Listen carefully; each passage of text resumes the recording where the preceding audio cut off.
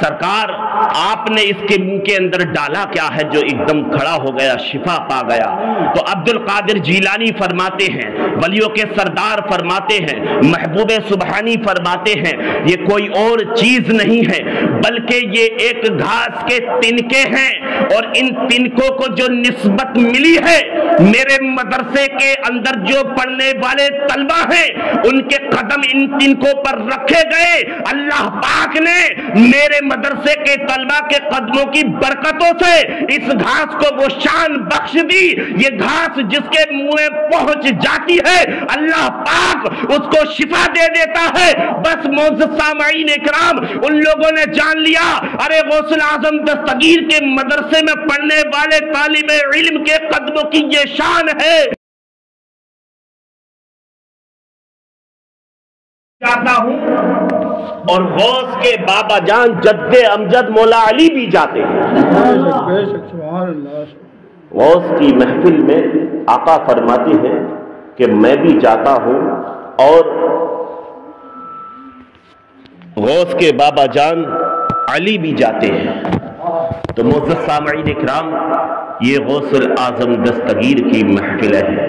حضرت شیخ عبدالحق محدث دہلوی فرماتے ہیں کہ 11 تاریخ کو 11 ربیع الثانی کو جو لنگر کیا جاتا ہے، جو لنگر کرتا ہے غوث پاک کے نام پر وہ جنتی ہے۔ غوث نے فرمایا ہے وہ جنتی ہے۔ کیوں؟ کیونکہ یہ بزرگوں کا طریقہ ہے، یہ بزرگوں کا طریقہ ہے۔ آج سے 300 سال پہلے حضرت عبدالحق محدث دہلوی نے خود یہ طریقہ اختیار کیا ہے۔ آپ بھی لنگر کیا کرتے تھے، آج غوث کے دیوانے بھی لنگر کرتے ہیں۔ قسم خدا کی یہ 11ویں شریف کی بات ہے، اور 11ویں شریف کی شان کیا ہے کہ اس 11ویں شریف کو اگر غوث الاعظم دستگیر کی بارگاہ میں معزز سامعین اکرام یعنی عقیدت سے کوئی چیز مانگی جائے، شاعر سلام نے کیا خوب فرمایا کہ پہلے تم عقیدت سے جھولیاں تو پھیلاؤ، پہلے تم عقیدت سے جھولیاں تو پھیلاؤ، پھر ہر مرادیں پاؤ گے ان کے آستانے سے۔ یہ 11 تاریخ ایسی تاریخ ہے معزز سامعین اکرام کہ اس تاریخ میں غوث الاعظم دستگیر اپنے چاہنے والے کو، اپنے چاہنے ہی والے نہیں بلکہ معزز سامعین اکرام ساری دنیا کے اندر اگر کوئی کسی کے دل کے اندر کم چاہت بھی ہے تو معزز سامعین اکرام غوث الاعظم دستگیر اس کو بھی محروم نہیں کرتے ہیں بلکہ اس کو بھی عطا کرتے ہیں، اور فرماتے ہیں کہ اے میرے نانا جان کے امتیوں، یعنی میں تمہارے لیے جو بن کر کے آیا ہوں، میں تمہارے لیے بنایا گیا ہوں تاکہ تم مجھ سے فیض حاصل کرو۔ میرے نانا جان نے فرمایا تھا کہ میرا بیٹا عبد القادر پیدا ہوگا اور وہ ایسا بیٹا پیدا ہوگا کہ میری امت اس سے فیض حاصل کرے گی، میری امت جو ہے فیض پاتی رہے گی تا قیامت تک میرے بیٹے کے نام پر لنگر لٹاتی رہے گی اور لوگ جو ہے عبد القادر نام کے ڈنکے بجاتے رہیں گے۔ تو معزز سامعین اکرام، سرکار محی الدین عبد القادر جیلانی کی یہ 11 تاریخ حضور غوث پاک رسول پاک کے نام پر منایا کرتے تھے، رسول پاک کی تاریخ منایا کرتے تھے۔ ہر سال معزز سامعین اکرام جب 11 آتی تھی، یعنی ہر 11 آتی تھی تو غوث پاک جو ہے رسول پاک کے نام پر لنگر کیا کرتے تھے۔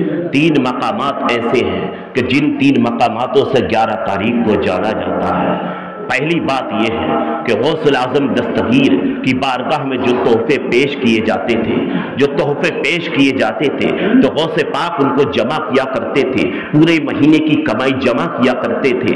اور دوسری بات یہ ہے معزز سامعین اکرام، جب 11 تاریخ آتی تھی تو اس پورے مہینے کی کمائی کو اس 11 تاریخ میں مریدوں میں لٹا دیا کرتے تھے۔ سبحان اللہ سبحان اللہ۔ اور دوسری بات یہ ہے کہ غوث الاعظم دستگیر جب پہلی تاریخ چاند کی لگتی تھی تو غوث الاعظم دستگیر اپنے مریدوں کو مرید کرنا شروع شروع کرتے تھے، لوگوں کو مرید کرنا شروع کرتے تھے، غوث کی نظر کا کمال دیکھو کہ جب 11 تاریخ آتی تھی تو جتنے مرید 11 تاریخ تک جمع ہوتے تھے غوث پاک سب کو بیٹھا لیتے تھے، غوث کی ایک نظر پڑتی تھی، اللہ رب العزت پاک پروردگار عالم غوث پیا کی نظر سے سارے مریدوں کو 11 تاریخ میں آپ ولی بنا دیا کرتے تھے۔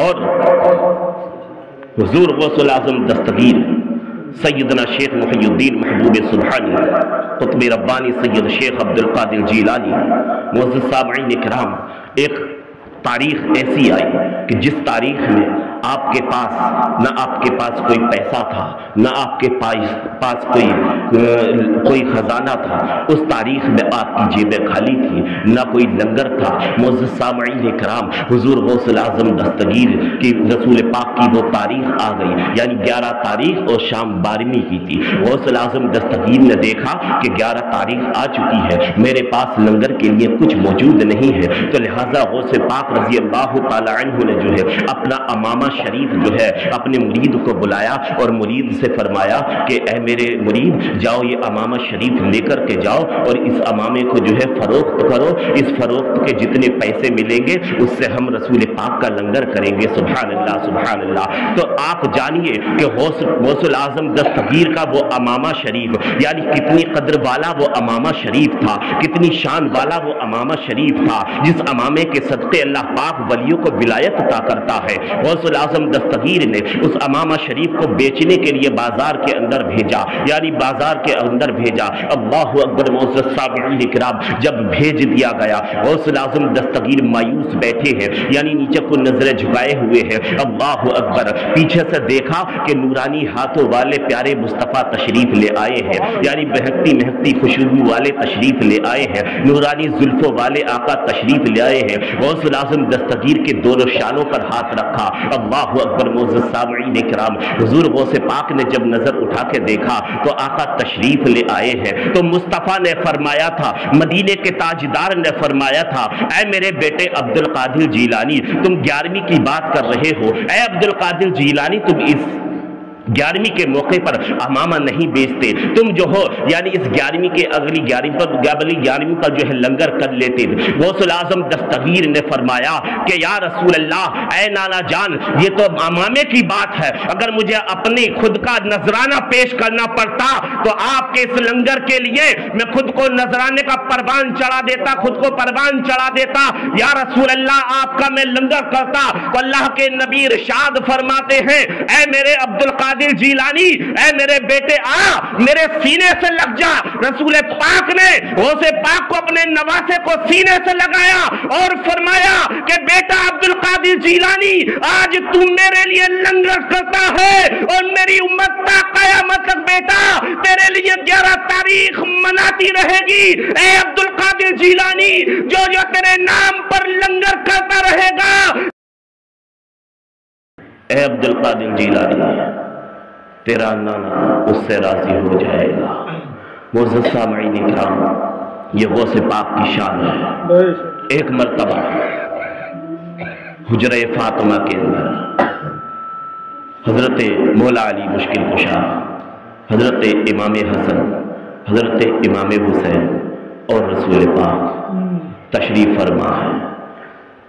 رسول پاک صلی اللہ تعالی علیہ وسلم کی شان یہ تھی کہ اپنے چھوٹے نواسے کو زیادہ محبت کیا کرتے تھے۔ حضرت امام حسین رضی اللہ تعالی عنہ زیادہ پیار، زیادہ محبت، لیکن اس دن حضور رسول پاک صلی اللہ تعالی علیہ وسلم نے حضرت امام حسن رضی اللہ تعالی عنہ کے پیشانی کو چوما، آپ کے لبوں کو چوما، آپ کے سینے مبارکہ کو چوما۔ کس کے؟ حضرت امام حسن کے۔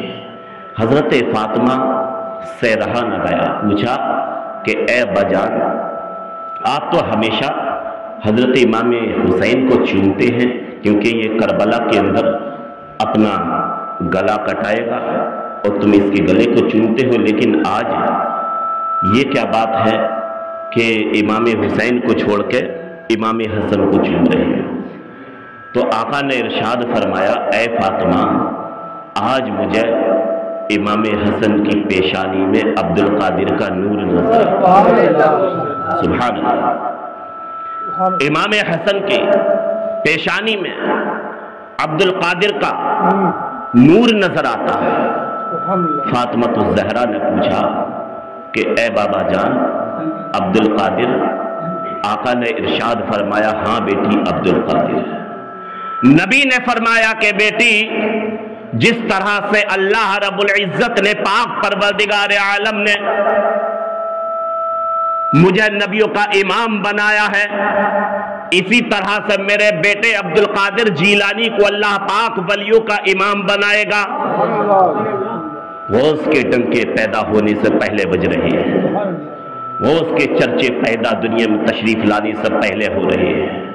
معزز سامعین کرام، آقا فرماتے ہیں کہ اے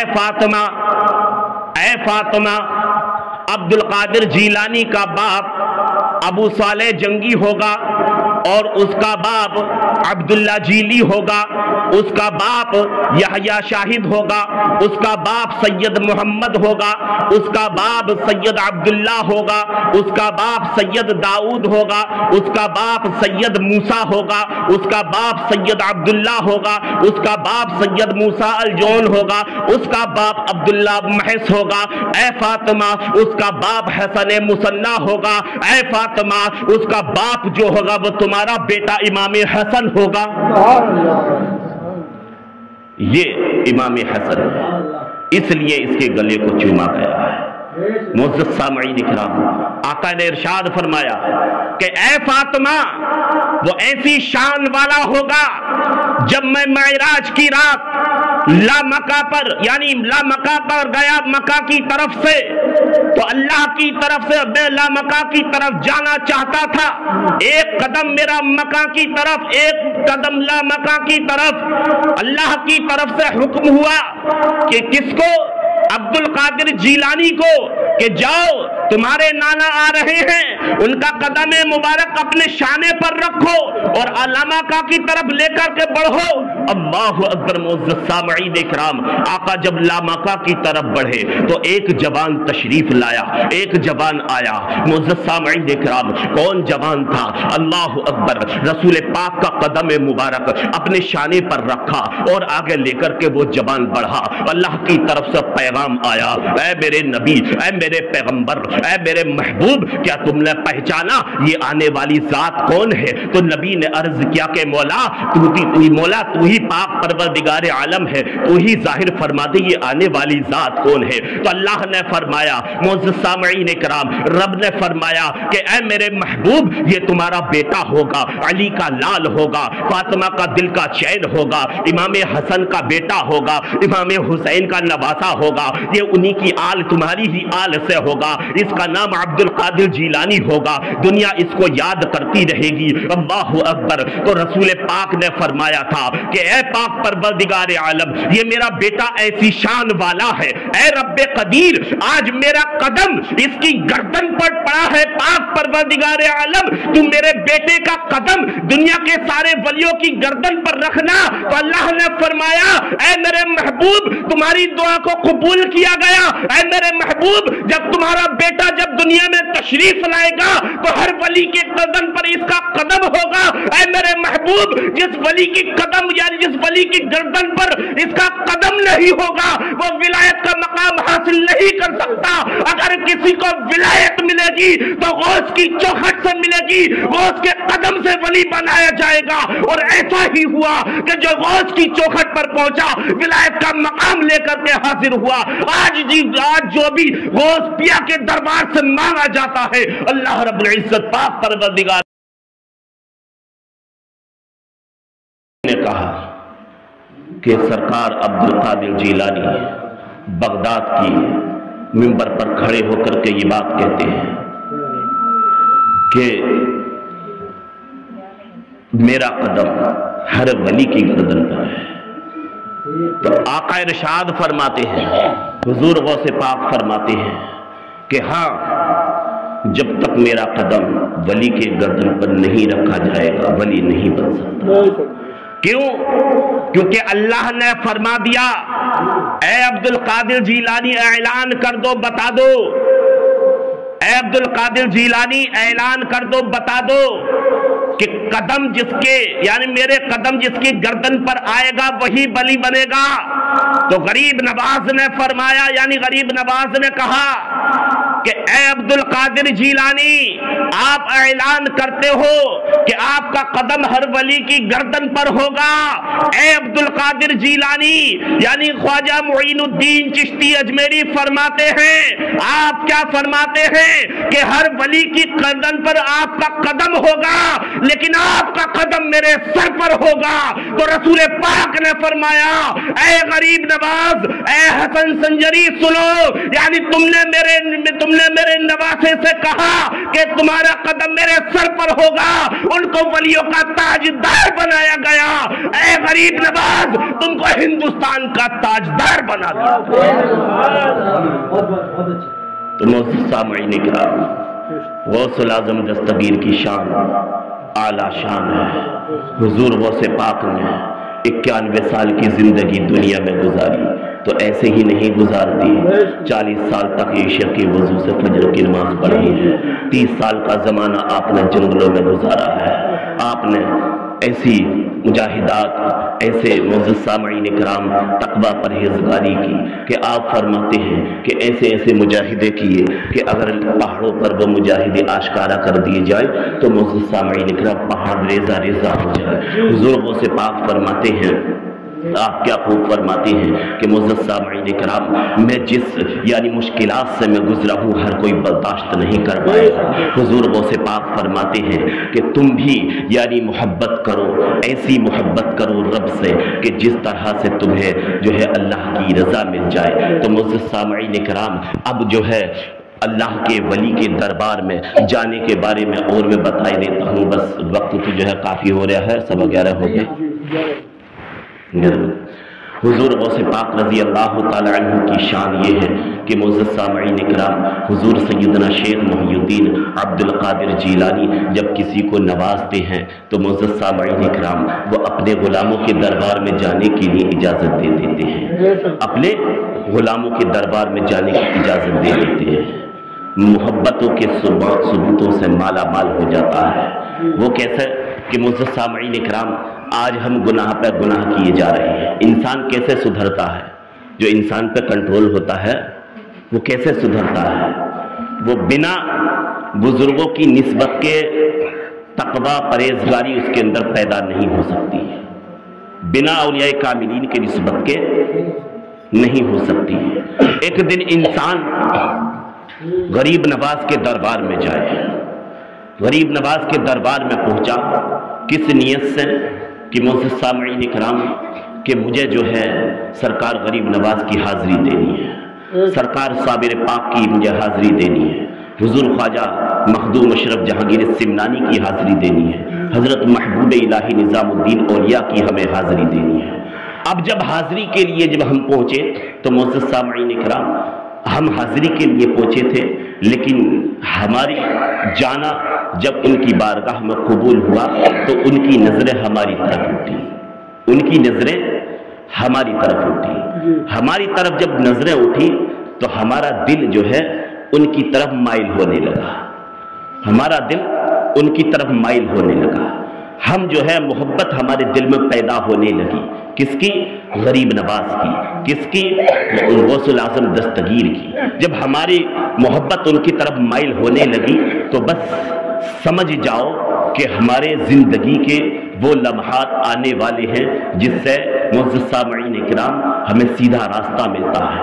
جب اب ہم جو ہے حاضری کے لیے گئے تھے ہمارا دل کے اندر طرف پیدا ہوگی کہ ہمیں جو ہے چاہت ہوگی مجھے سرکار غریب نواز کے دربار میں جانا ہے اور سرکار غریب نواز سے مجھے جو ہے محبت ہے، ان کے روزے پر حاضری دینی ہے، ان کو راضی کرنا ہے۔ تو قسم خدا کی جب بندہ دوسری بار جائے گا تو غریب نواز اس کو جو ہے اس کے دل کو پاک کریں گی، اس کے دل کو صاف کریں گی، جو اس کی قدورت ہوگی اس کے دل کو صاف کیا جائے گا۔ غریب نواز نے اس کے دل کو صاف کر دیا، اب غریب نواز نے اس کی جو ہے معزز سامعین اکرام اس کی ڈور کو آگے بڑھا دیا. اب کہاں بڑھایا؟ معزز سامعین اکرام غوث الاعظم دستگیر کی بارگاہ میں اس کو پہنچایا. غریب نواز سے محبت ہوئی. اب غوث الاعظم دستگیر کے گیت گانا شروع کر دیے. گیت گانا جب شروع کر دیے تو غوث پاک نے اس کو پاک کیا, اس کی بری عادتوں سے اس کو چھڑایا. معزز سامعین اکرام غلط راستے سے اس کو روک دیا. کیوں؟ جس پر ولی کی نظر ہو جاتی ہے وہ گناہ سے بچنے لگتا ہے, گناہ کو گناہ جاننے لگتا ہے, وہ برائیوں کی طرف سے ہٹنے لگتا ہے, والدین کی بھی خدمت کرنے لگتا ہے, پڑوسیوں کے حقوق کو بھی جاننے لگتا ہے, ہر چھوٹے گناہ سے وہ ڈرنے لگتا ہے. کیوں؟ اللہ سچوں کا ساتھ جو ملتا ہے وہ اسی طرح سے ملتا ہے. معزز سامعین اکرام جب غوث پاک کی بارگاہ میں پہنچا تو سالوں سال وہ عبادتیں ریاضتیں کرتا رہتا ہے. معزز سامعین اکرام ایک دم سے اس کو جو ہے سارا کچھ نہیں مل جاتا ہے. اگر کوئی یہ کہنے لگے کہ مجھے ایک سال کے اندر سب کچھ مل جائے تو نہیں مل سکتا. کیوں؟ سالوں سال تو اس کو آزمائشوں میں لگتا ہے, یعنی سالوں سال اس کو آزمائشوں میں لگتا ہے. معزز سامعین اکرام صابر پاک نے اپنے پیر کی 12 سال خدمت کی ہے, صابر صاحب نے 12 سال خدمت کی ہے, مخدوم اشرف نے 12 سال خدمت کی ہے, مخدوم اشرف 10 سال تک اپنے پیر کی خدمت میں رہے, غریب نواز بھی سالوں سال جو اپنے پیر کی خدمت میں رہے ہیں. معزز سامعین اکرام جب ہم غوث الاعظم دستگیر کے پاس پہنچے ہمارا جو ہے دل ادھر کی طرف مائل ہوا تو معزز سامعین اکرام سالوں سال ہمیں جو ہے غوث پیا کو راضی کرنے میں لگ جائیں گے, ان کے طریقے اپنانے میں لگ جائیں گے.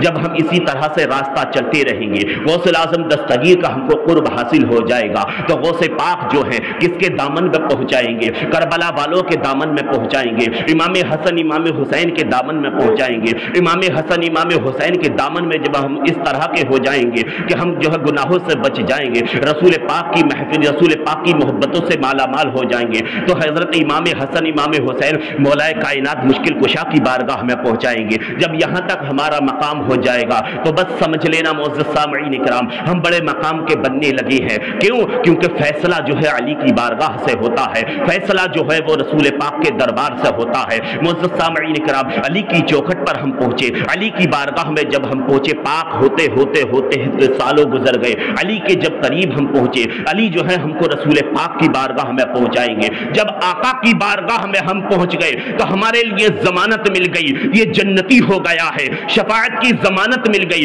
یہ جنتی قرار دے دیا گیا ہے. کیونکہ ہم ولیوں کی سیڑھی چڑھ کر کے گئے ہیں اور جو ولی کی سیڑھی چڑھ کر کے جاتا ہے کبھی وہ فیل نہیں ہو سکتا ہے, کامیابی کی منزل وہ طے کر لیتا ہے. تو بس سمجھ لینا کہ جب ہم آقا کی یعنی ولیوں کی سیڑھی چڑھتے چڑھتے آقا کے قریب ہو گئے تو مصطفیٰ فرمائیں گے, دنیا کے اندر بھی فرمائیں گے, اس کو بشارت بھی دیں گے آقا کہ اے میرے غلام, اے میرے امتی, اب تم میرا ہو گیا ہے, اب تم میرا ہو گیا ہے, آ سیدھے راستے پر چل, آ میری سنتوں پر عمل کر, آ میرے داڑھی مبارک کو اپنے چہرے پر سجا, آ ہر برے کام سے تو بچ, آ تجھے جو ہے اچھے عمل کرتا نظر آئے دنیا کو, یعنی نمازیں پڑھتا تو نظر آئے دنیا کو, ہر اچھے نیک اعمال کرتا نظر آئے تو دنیا کو. اے میرے نیک امتی, یعنی تجھے جنت کا یعنی جنت کی تجھے بشارت دے دی گئی ہے, تو جنتی بن گیا ہے. یہ تو دنیا کی اس کو بشارت مل رہی ہے,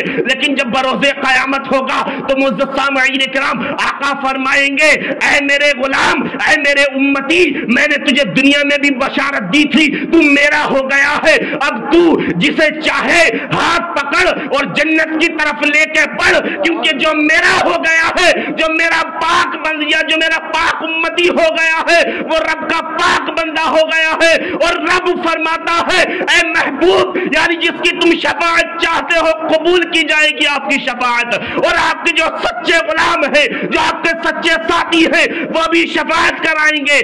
جن کا وہ ہاتھ پکڑیں گے وہ سب جو ہے میری چادر غیرت کے نیچے ہے, سب کو بخش دیا جائے. تو معزز سامعین اکرام یہ غوث الاعظم دستگیر کے غلاموں کی شان ہے. غوث پاک رضی اللہ تعالیٰ عنہ کی بارگاہ میں, بس آخری بات بتا رہے ہوں, بات کو ختم کر رہے ہوں. غوث پاک کی بارگاہ میں ایک مریض آیا, لوگ لے کر کے آئے. مریض کیسا تھا؟ سب طبیبوں نے فیل کر دیا تھا, سب ڈاکٹروں نے فیل کر دیا تھا, سب نے اس کو منع کر دیا تھا کہ یہ لا علاج ہے, اس کا علاج نہیں ہو سکتا.